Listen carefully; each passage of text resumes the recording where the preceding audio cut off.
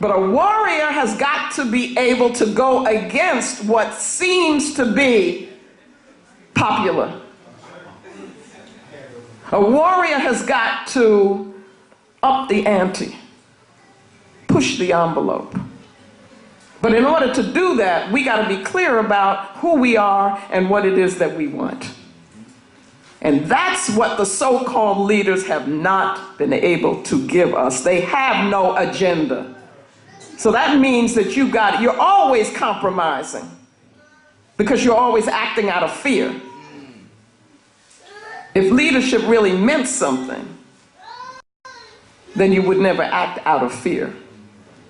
That's not to say you don't get afraid sometimes. But fear can't be your agenda. Fear cannot be your agenda. So these leaders are clearly not warriors. And we're talking about warriors. Now, the warrior spirit makes you able to confront whatever needs to be confronted and let the chips fall where they may. That's right.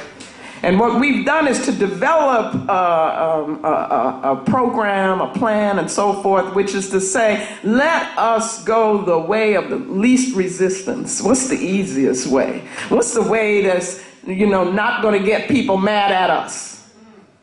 That's not a political agenda, and it's not a position of a sovereign people.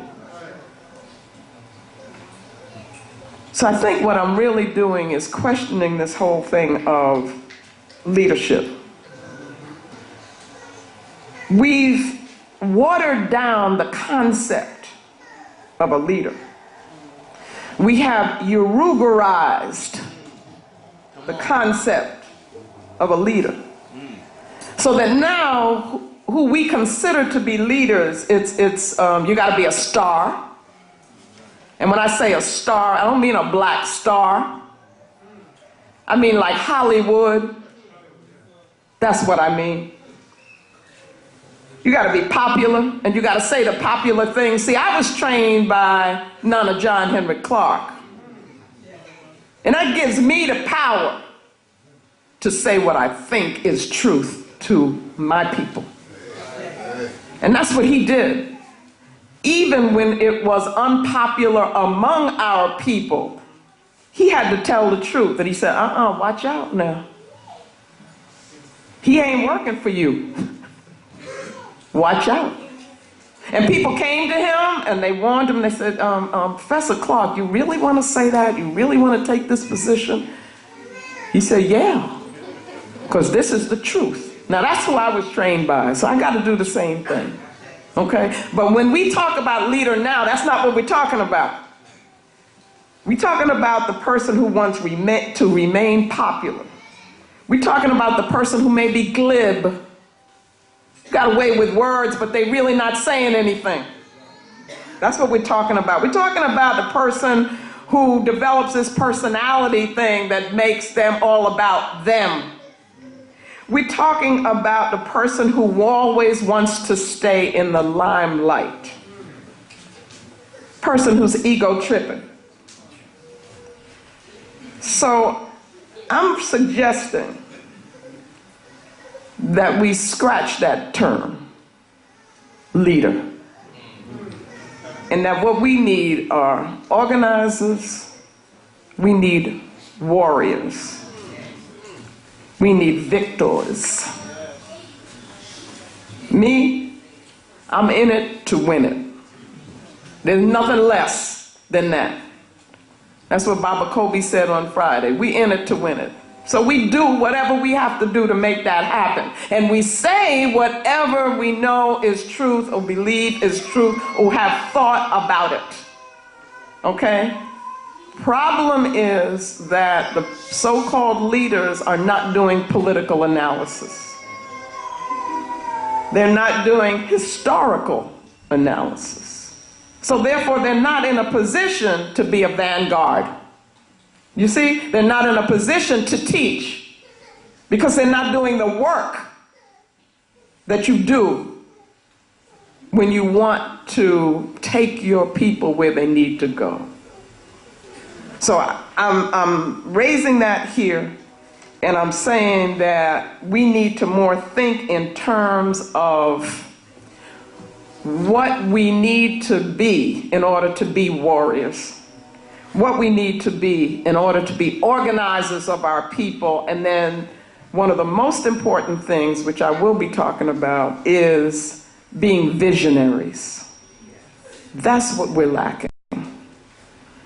If a person gets up in front of you and they say they purport to be your leader, or somebody presents them as a leader, you have a responsibility to confront them, not in a negative way, but to say to them, what is your vision for our people? And I will guarantee you that most of the people now that are called leaders by the media would kind of scratch their head a bit. They would, shift a little and do all of that stuff because they have not thought about that and do not have a position with regard to what is a vision of victory for our people. You got to have that, because that's what tells you how to organize. And that's why we don't have an agenda, because the people who are supposed to be developing all of that don't do it. They don't have an agenda. So that everything they do is reacting to what the enemy does. You see? We have to even have a vision that goes beyond the presence and existence of Urugu. We have to be able to envision a world with no Urugu, an African world. Then what do we want it to look like? What do we want for our children in our world? We have to have the courage to construct our own reality. And that's what Garvey was talking about. That's right. Because he said he looked around, he didn't see what he thought should be there, and so what did he do? He didn't get depressed about it. He didn't get defeated about it. He said, I'm going to build the government that we need to have. Woo! Where do you get that kind of boldness from? So we got to go all the way back to Garvey, who said he would come again. He said he would be here with us, no matter how long it took. And I'm telling you that the way he comes back is in our work. Not honoring him in words, or pomp and all of that stuff, but honoring him through doing what he did. How many of us have the courage to do that? The man took on the world for us and in our name. But let me go on.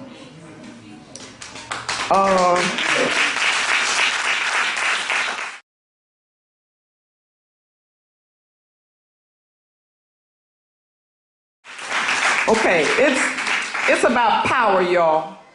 And anybody who talks about anything else or tries to make it about anything else, they just shucking and jiving. It's all about power. Okay?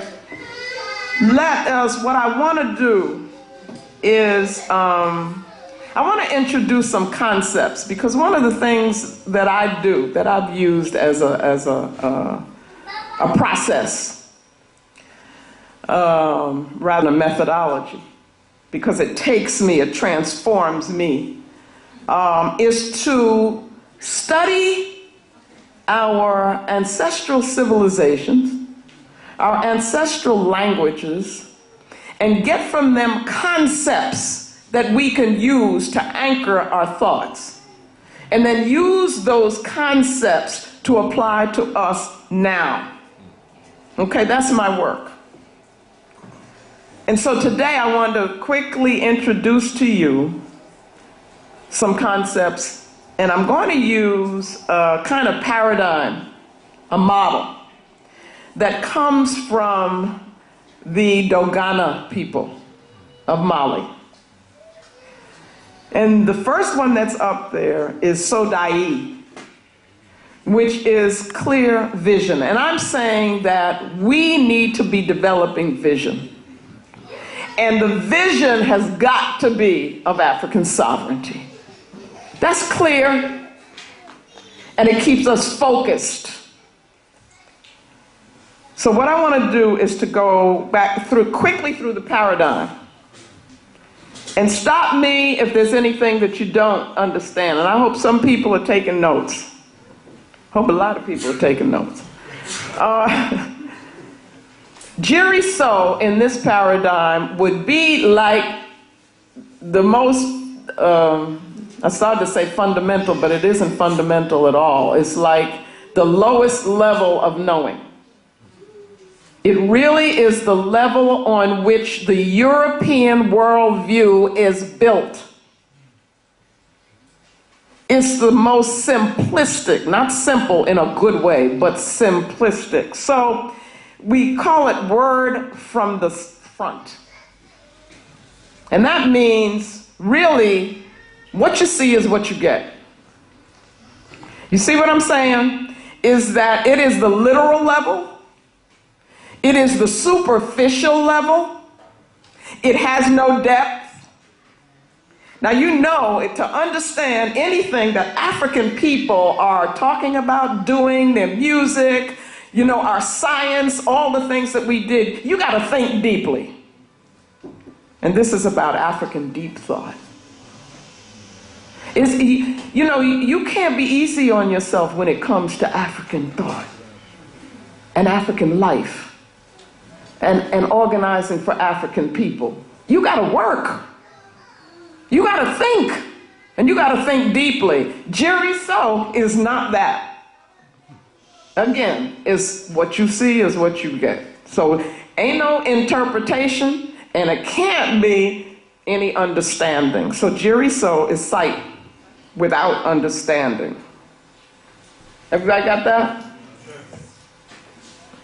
Now we go to Beniso. And what happens at Beniso is that you begin to look at the thing and from different angles. You know, you're getting some perspective, and it translates word from the side. Now, I'm going to tell you, I see these things, I've read them, I have not been to Mali, so I have not spoken with a Dogana person.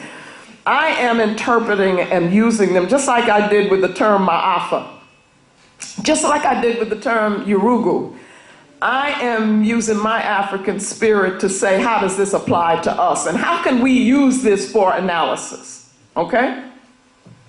So Beniso is where we begin to think. You ain't even thinking at the Jiriso level. Not African thought. Okay?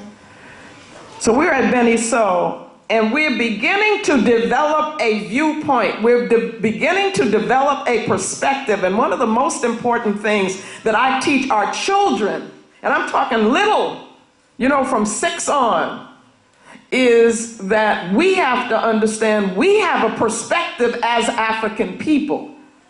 And so what you want your children to know, and yourselves, is to look at and develop and know what is the African-centered perspective on whatever it is that you're talking about.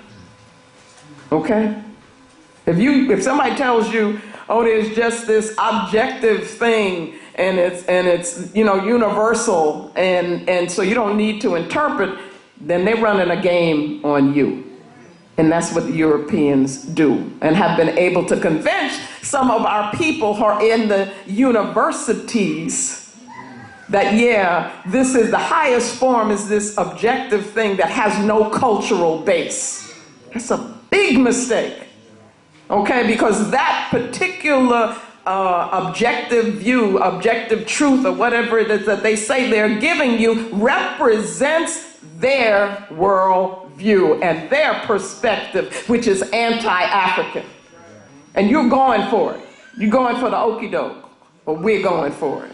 Okay? So I'm coming back here and saying, no, everybody's got a perspective. Every culture creates and generates a perspective, and we got to know ours. But at any rate, so at the level of Beni So, we're beginning to establish a viewpoint, a perspective, which allows us then to interpret things from our point of view.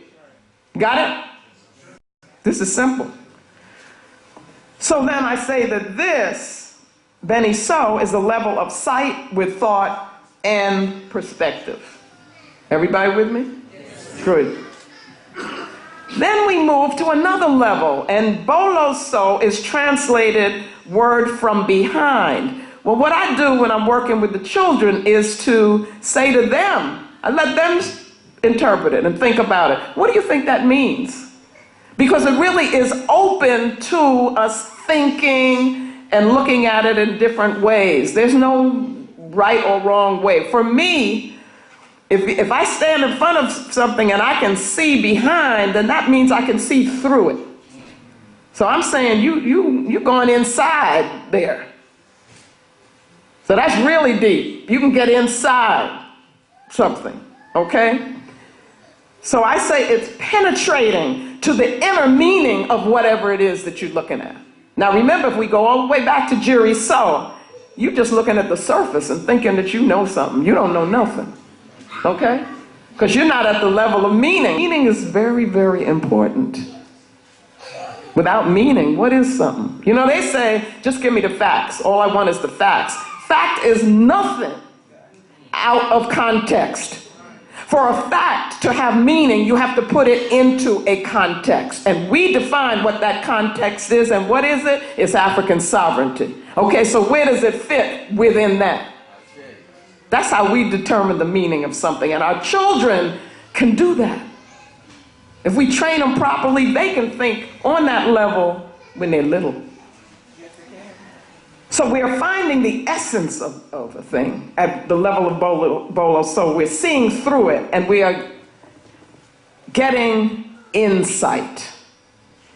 Insight. Do you see how that works? Okay? Understanding on a deeper level. You get insight into something, into how it works. And that's a problem for us because we haven't studied how the system works. And the mistake that we made again in 2008, and so you would expect our people generally to make this mistake, but not the so-called leadership, is that it wasn't personal, y'all.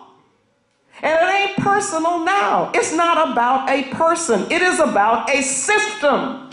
And that system is oppressive to us. And the one thing that I would add to what Daruba was saying was that we got to look at what this administration did with regard to Africa and is doing with regard to Africa, our motherland, that we have a responsibility to protect. We got to understand, every person here should know what AFRICOM is. Okay, and if you don't, then you go back home and look it up and study it. Go to Black Agenda Report and begin looking and getting that information. See what Brother DJ does on the cipher, and is that what you call it? Okay.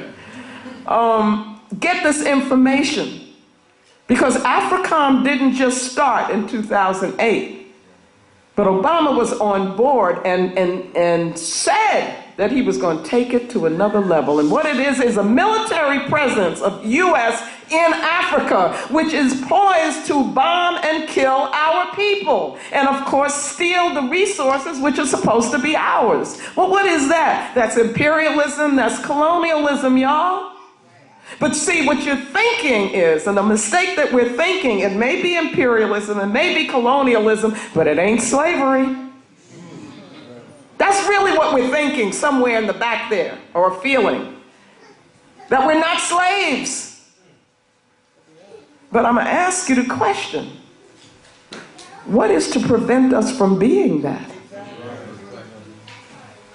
Do we have the power? Have we consolidated our power so that we can defend ourselves and prevent ourselves from being slaves? Can we protect our children? Brothers, can you protect your wives? You see what I'm saying? That only comes from power. And it comes from a consciousness that says who we are. You got to know how you define we. Getting back to this, the paradigm. So that's boloso. And then we come to sodai. And in this presentation of the paradigm, I'm going to make this like what it is we want to reach. So sodai is translated clear word in Dogana language. And I use it to mean that here we gain understanding. This is sight with understanding. And it is seeing beyond what just we think we see with this physical thing. It's seeing beyond that. And so we gain vision, because that's what vision is. With vision, you've got to be able to use the imagination. The imagination informed by the African spirit. And Brother Amos, who I work very closely with, was a good friend of mine. He taught me, and he would talk about imagination. Image a nation. Do you see? But that's got to be part of vision. To be a visionary, you got to see beyond this box here. You got to see beyond the ma'afa. You got to see what is it that our people rightfully should have, and that's what Garvey did. Garvey had a vision.